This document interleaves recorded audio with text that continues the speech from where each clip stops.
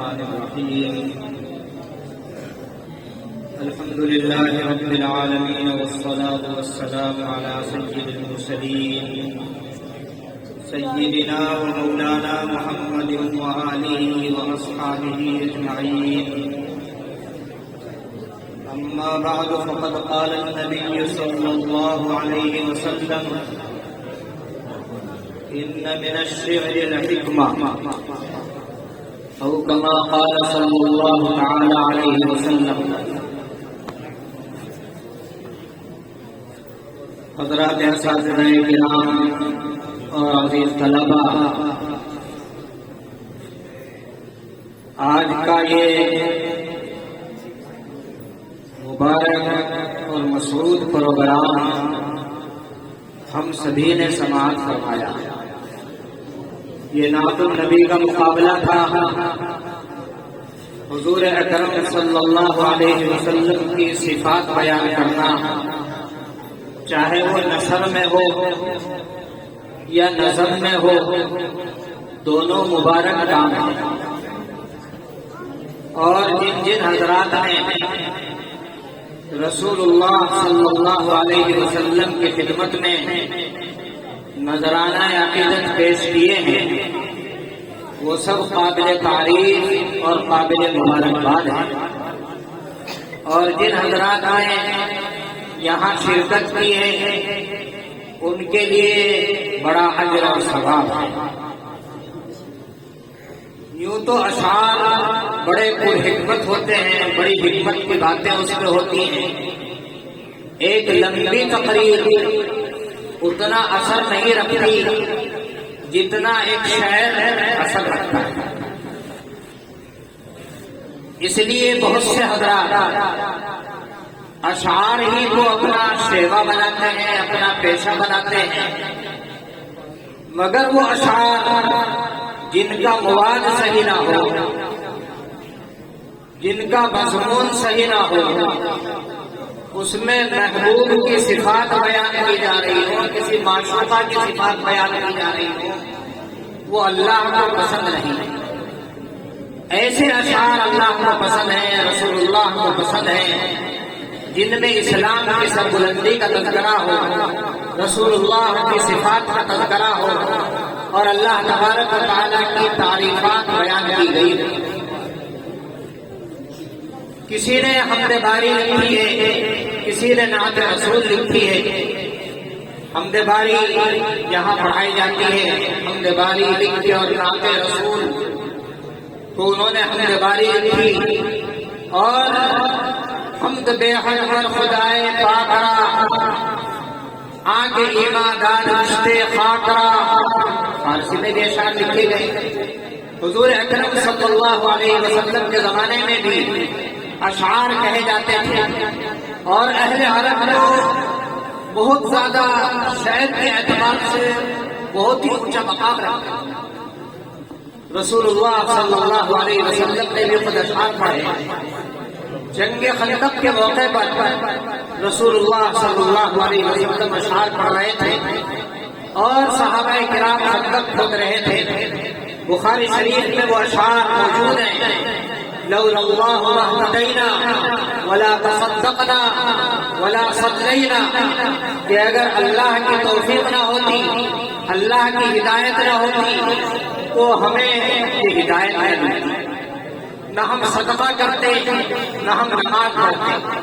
وثبت الاقدام ان لاقینا، اور ہمارے قدموں کو جمائے رکھ اگر ہماری مشرکین سے مڑ بھیڑ ہو جائے. رسول اللہ صلی اللہ علیہ وسلم نے یہ ساتھ پڑھے. صحابہ کرام خود پرجوش انداز میں کام کرنے والے بنے. خودی خانیاں ہوا کرتی تھی، یعنی خود اونٹوں کو تیز کرنے کے لیے اشعار بنائے جاتے تھے. اونٹوں کے اوپر بھی اشعار کا اثر پڑا کرتا تھا. اس سے معلوم ہوا کہ اشعار کے اندر بڑی جاذبیت ہوتی ہے اور بڑا اثر ہوتا ہے. حضرت حسان بن ثابت رضی اللہ تعالیٰ یہ شاعر رسول کہلاتے تھے. ان کے اشعار کو رسول اللہ صلی اللہ علیہ وسلم نے بہت پسند فرمایا.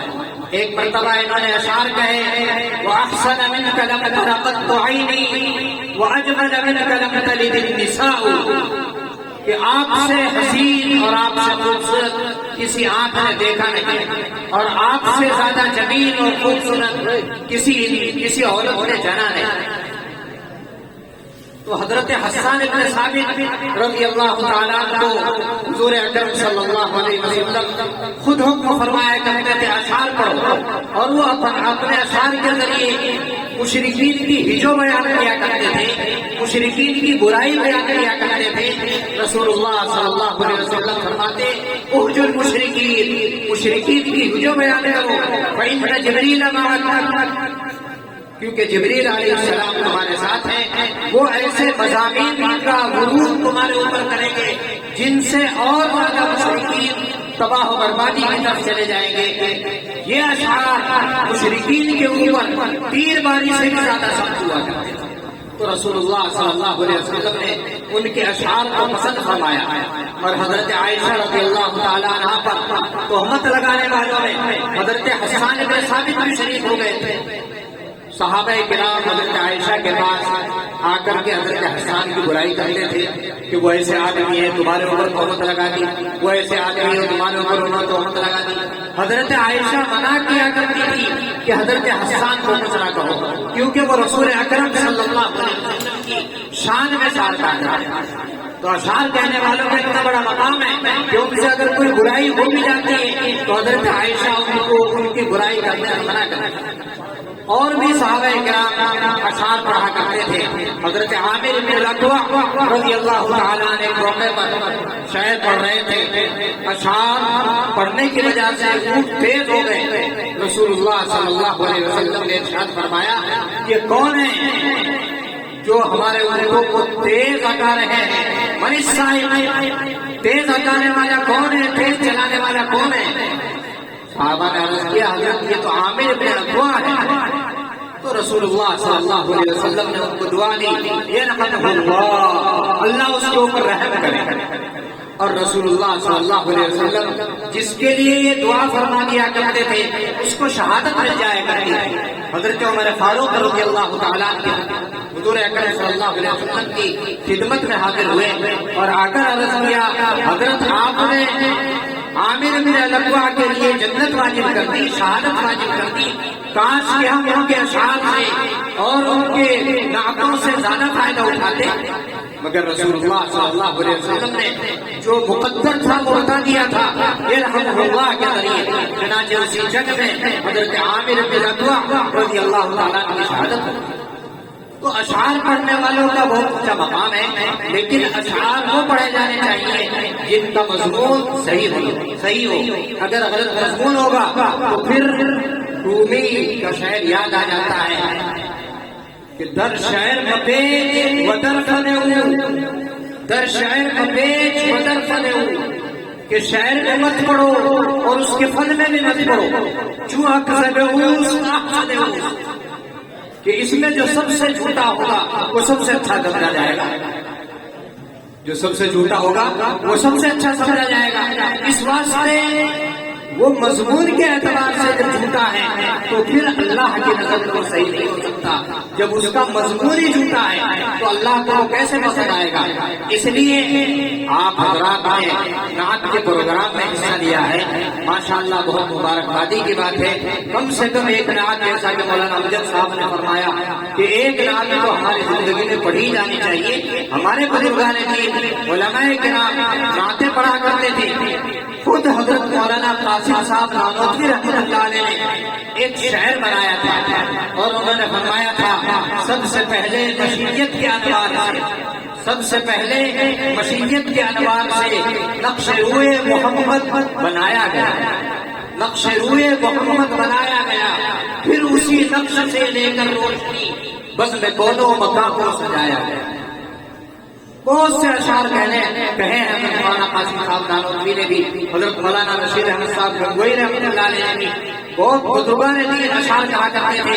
ملا جامی رحمۃ اللہ علیہ نے وہ اشعار کہے اور روضہ مبارکہ پر جا کر کے اشعار کہے تو اللہ کے رسول صلی اللہ علیہ وسلم نے مسافے کے لیے اپنا ہاتھ نکالا۔